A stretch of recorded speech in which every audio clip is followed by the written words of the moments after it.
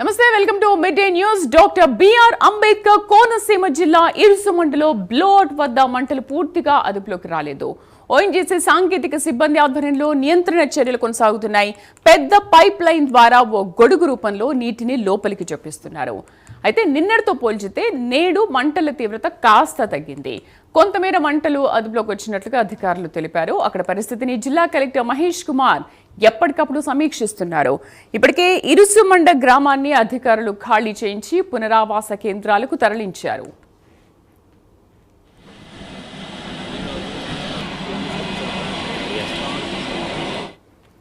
So అసలు ఇరుసుమండలో ప్రస్తుతం ఉన్న పరిస్థితి ఏంటి? మా కరెస్పాండెంట్ శ్రీరామ్మూర్తి అందిస్తారు. శ్రీరామ్మూర్తి, నిన్నటితో పోల్చుకుంటే ఇవాళ మంటలు కాస్త అదుపులోకి వచ్చాయని అనుకుంటున్నారు.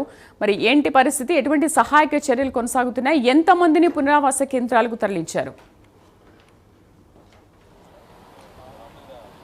శ్రీదేవి, ఇప్పుడు మనం ఏదైతే ఇరుసుమండ మోరి 5 వెల్ల దగ్గర ఉన్నాం. ఇక్కడ బ్లోఅవుట్ సంభవించి నిన్న నుంచి కూడా చాలా ఆందోళనకరమైన భయాందోళన పరిస్థితులు ఇక్కడ నెలకొని ఉన్నాయి. అయితే నిన్న రాత్రికి ఇప్పటికీ చూసినట్లయితే దాదాపు 60 నుంచి 70% మంటలు అదుపులోకి వచ్చాయి. అయితే గ్యాసు ఎగదన్ని బయటకు వస్తున్న గ్యాస్ కూడా తీవ్రత కూడా బాగా తగ్గింది. అంటే ప్రస్తుతం వాటర్ అంబ్రెల్లా ద్వారా, అంటే వాటరు ఒకవైపు పైపుతోనే వాటరు మంట వస్తున్న చోట ఫోర్స్గా పంపింగ్ చేస్తున్నారు. దానివల్ల మంట కొంచెం పైకి వెళ్లకుండా అదుపు అవుతుంది. అయితే ఇక్కడ ఇప్పుడే ఢిల్లీ నుంచి ఏదైతే ఓఎన్జీసీకి చెందిన బ్లోఅవుట్ ప్రివెంటర్కి సంబంధించి నిపుణుడు శ్రీహరి తన నిపుణులతోటి, తన అధికారులతోటి, సాంకేతిక నిపుణులతోటి ఈ సైట్ వద్దకు చేరుకున్నారు. ఆ సమీపానికి వచ్చి అక్కడ ఏ విధంగా పరిస్థితి ఉందో కూడా ఇప్పుడు పరిశీలించారు. అదేవిధంగా ఏదైతే ఓఎన్జీసీ దగ్గర నుంచి లీజుకి తీసుకుని ఈ డ్రిల్ సైట్ మోరీ 5 ఈ నెంబర్ని డ్రిల్ చేస్తున్నారో, ఏదైతే డీప్ ఇండస్ట్రీస్ లిమిటెడ్ సంబంధించిన CEO కూడా ఇక్కడికి చేరుకున్నారు. ఇప్పుడే జిల్లా కలెక్టర్తో కూడా సమావేశం అవుతున్నారు. ఆ తర్వాత ఆయన మీడియా ముందు కూడా అసలు దీని ప్రమాదానికి కారణం ఏంటో కూడా చెప్పే అవకాశాలు ఉన్నాయి. అయితే ప్రస్తుతం ఇరుసుమండ గ్రామము, ఇరుసుమండ, లక్కవరం, గుబ్బలవారిపాలెం మొత్తం 3 గ్రామాలకు చెందిన 1000 కుటుంబాల వరకు 4 పునరావాస కేంద్రాల్లో పునరావాసం పొందుతున్నారు. ఇంకా చుట్టుపక్కల గ్రామాల్లో కూడా విద్యుత్తును ఆపిన అన్నిటిని పునరుద్ధరించారు. కానీ ఒక ఇరుసుమండ గ్రామంలో విద్యుత్తును పునరుద్ధరించలేదు. ఈరోజు సాయంత్రానికి కనుక కాస్త అదుపులోకి వచ్చినట్లయితే ఇప్పుడు ఎవరైతే పునరావాస కేంద్రాలు ఉన్నారో వారిని ఇళ్లకి కూడా పంపించే ఏర్పాటు కూడా చేయాలని చెప్పి కూడా అధికారులు ఆలోచన చేస్తున్నారు. ఎందుకంటే ఇల్లు వదిలి వెళ్ళిపోయిన వారు ఇల్లులకి మళ్ళీ లూటీలు, చోరీలు జరిగే అవకాశం కూడా ఉంది. దాంతో భయంతో కూడా ఇక్కడ బాధితులు ఉన్న పరిస్థితి ఉంది. మరోవైపు చూసినట్లయితే చుట్టూ కూడా వాటర్ అంబ్రెలా చేసేందుకు ఇంకా ఏర్పాట్లు జరుగుతున్నాయి. ఇక్కడ మంట కొంత అదుపులోకే వచ్చింది.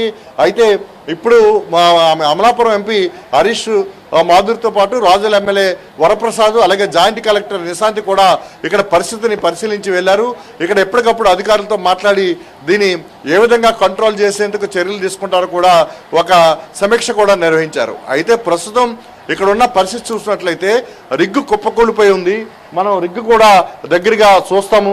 ఆ కుప్పకూలిపోయిన రిగ్గు కూడా ఇక్కడ కొబ్బరి చెట్లు ఎలాగ మారిపోయినాయి కూడా మనకి తెలుస్తూ ఉన్నాయి.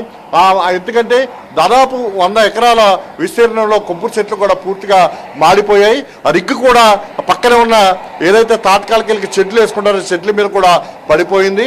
ఇలాంటి పరిస్థితులు ఇక్కడ ఏదైతే వరి పొలాలు ఉన్నాయో నాట్లు వేస్తుండగా కూడా నిన్న ప్రమాదం జరుగుతున్నప్పుడు ఇక్కడ కూలీలు కూడా ఉన్నారు. వాళ్ళు కూడా ఇక్కడి నుంచి పరుగులు తీసి వెళ్ళిపోయారు. అయితే మరోవైపు మనం దూరంగా చూస్తున్నాం, ఒక బుల్డోజర్లతోటి, క్రేన్లతోటి ఇక్కడ కాలువలు తవ్వి వాటర్ కూడా దగ్గరగా తీసుకురావడానికి ఇక్కడ ప్రయత్నం చేస్తున్నారు. ఏదైతే ఇది వాళ్ళ మంటలు అదుపులోకి వచ్చినా కానీ గ్యాస్ని అదుపు చేయాలంటే సమయం పడుతుంది. అయితే ఒకేసారి జరిగే అవకాశం లేదు. ఇది కొద్ది రోజులు కొనసాగే పరిస్థితి ఉంది. ఇది ఏ విధంగా దీన్ని అదుపు చేయాలనేది ఇక్కడ ఏదైతే డెబ్రిస్ ఉందో ఆ డెబ్రిస్ అంతా కూడా రిమూవ్ చేసి అది BOP అంటారు, అంటే బ్లోఅవుట్ ప్రివెంటర్. ఆ బ్లోఅవుట్ ప్రివెంటర్ని బిగించడం ద్వారా వెల్ క్యాపింగ్ చేస్తారు. ఈ వెల్ క్యాపింగ్ చేసే విధానం లో నిపుణులైతేనే దీన్ని చేయగలరు. లేకపోతే కనుక గ్యాసు దానికదే పీడన శక్తి అయిపోయి మొత్తం పూర్తిగా ఆగిపోవాలి. ఈ రెండాటిల్లో ఏది జరుగుతుందనేది ఒక అధ్యయనం అయితే ఇప్పుడు జరుగుతూ ఉంది. ఏదైతే బావిలో ఉన్న నిక్షేపాలు ఉన్నాయో అవి పీడన శక్తి పడిపోయింది. ఇక్కడ ప్రెజర్ ఎక్కువగా లేని బావి కావడంతో ఇది తగ్గుముఖం పడుతుందని చెప్పి ఒక ఆలోచనతో అధికారులు దీన్ని BOP అంటే వెల్ క్యాపింగ్ ఏ విధంగా చేయాలనేది ఒక ఆలోచనతో ముందుకు వెళ్తున్నట్టుగా తెలుస్తుంది. Sridevi. Right Sriramurthy, thank you for the updates.